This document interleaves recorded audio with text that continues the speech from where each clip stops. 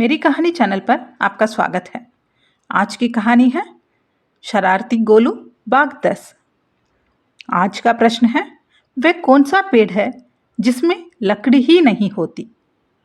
अब कहानी की ओर बढ़ते हैं। सूरज की सुनहरी किरणें घने जंगल के हरी भरे पत्तियों को चूम रही थी। जंगल के हर जीव ने अपनी सुबह की हलचल शुरू कर दी थी। गजराज हाथियों का झुंड भी अपने दिनचर्या में व्यस्त था।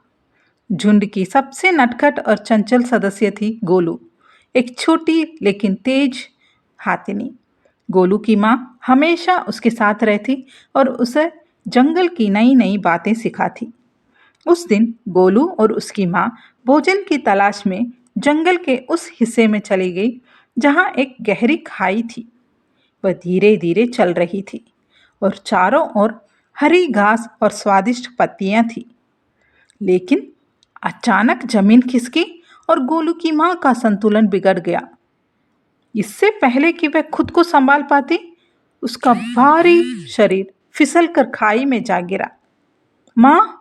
गोलू ने चिल्लाते हुए देखा कि उसकी मां गहरी खाई के तल पर पड़ी थी। मां ने दर्द से कराहते हुए कहा, गोलू, मैं ऊपर नहीं चढ़ पा रही। ये खाई बहुत गहरी और फिसलन भरी है। गोलू का दिल तेजी से धड़कने लगा।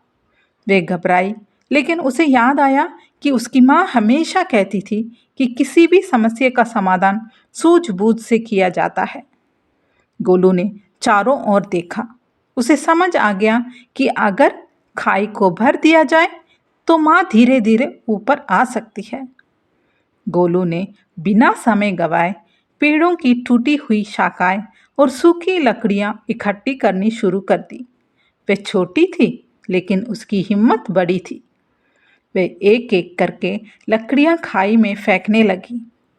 दूसरे युवा हाथियों ने गोलू को ऐसा करते हुए देखा और वो भी उसकी मदद करने के लिए आगे आए।